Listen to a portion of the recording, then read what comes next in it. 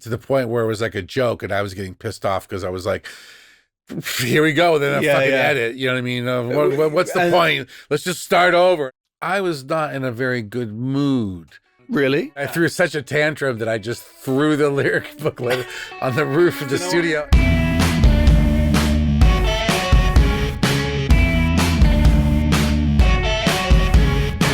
This episode is being supported by Tape It, the iPhone recording app made for musicians by musicians. So Joey had written some music that we put down, and I was not in a very good mood because Tom wanted to work on things that I didn't want to work on. And I was very grouchy. I remember I threw a couple of temper tantrums during that session, but he kept pushing me to try kind of work on this song. And it's kind of nice working on a song that Joey writes the music to, which is not often, but once in a while he'll write something. And so I just have to be like the singer guy, you know what I mean? And I'm not thinking about chords.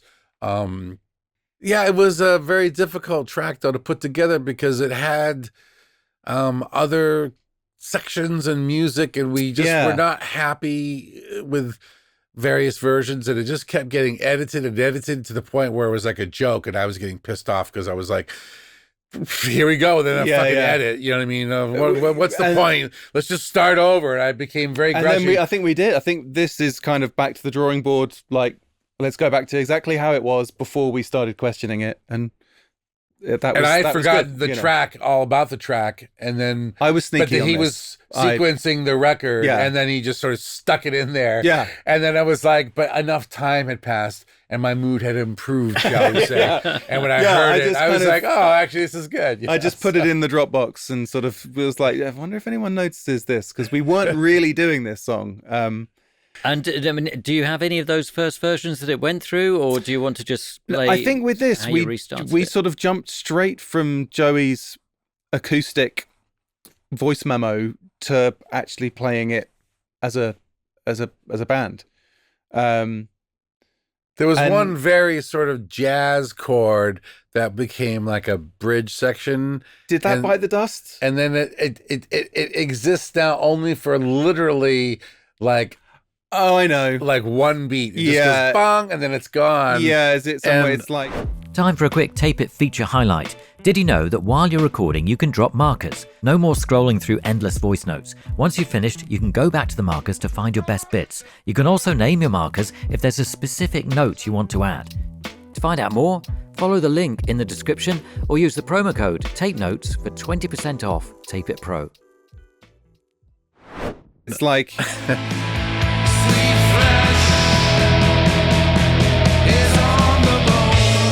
that. So that led to a whole other section. That was like a recurring thing that happened. It was a kind of a sort of bookend that happened. At every transition had this kind of little kind of jazzy moment, and then I think that was the main thing that was pissing you off. And actually, I remember we were talking about it as being like when you go to certain types of steak restaurants where they'll put like a big wedge of pineapple on it. And I think you were like, that's what that bit's like. It's like this bit of pineapple. And like, I don't want the pineapple.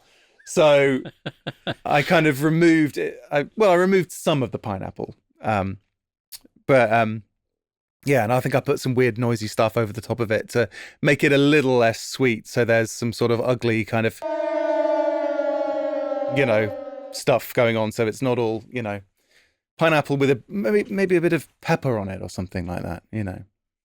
This is probably whilst you were like, walking into Monmouth in a bad mood, getting ready to come back and, My lyric booklet had to be retrieved from the rooftop of the studio. Oh, because I threw such a tantrum that I just threw the lyric booklet on the roof of the studio. And then the studio manager, she just on her own, or I think maybe my girlfriend sent her up there to retrieve it. The funny thing is, there with a ladder and got it back down. I actually didn't know what was going on, but I could see that bit of the roof from the control room, and I remember suddenly just seeing loads of people climbing out onto the roof. I was like, what the hell's going on? It's retrieving a lyric book. Wow. Yeah.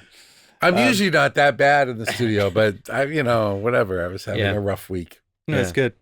Yeah. So but it's satisfying that sometimes you want magic and lightning to strike, and we was the second take, and that's all there was, and we moved on. You want it to be like that, but sometimes you gotta like beat it to shit. You know what I mean? Just beat the horse till it's dead and dead and dead, and then somehow it rises again and it has life. It's like, it's back. He's alive again. Yeah. And it's like, well, actually, no, I like this, zombified Frankenstein that's come back to life, that you've been flogging. And so there's no rules, you know what I mean? It's okay. It's okay to beat the shit. It doesn't mean that your result will be bad in the end. You know what I mean? It just means that whatever. But it applies for me too, because I think I got sick of it when we first done it. We'd sort of chopped it around and stacked the sandwich too many times. We'd overdone the sandwich stacking. We'd put it so the ham was on like the outside of the bread or something. It was like, rubbish.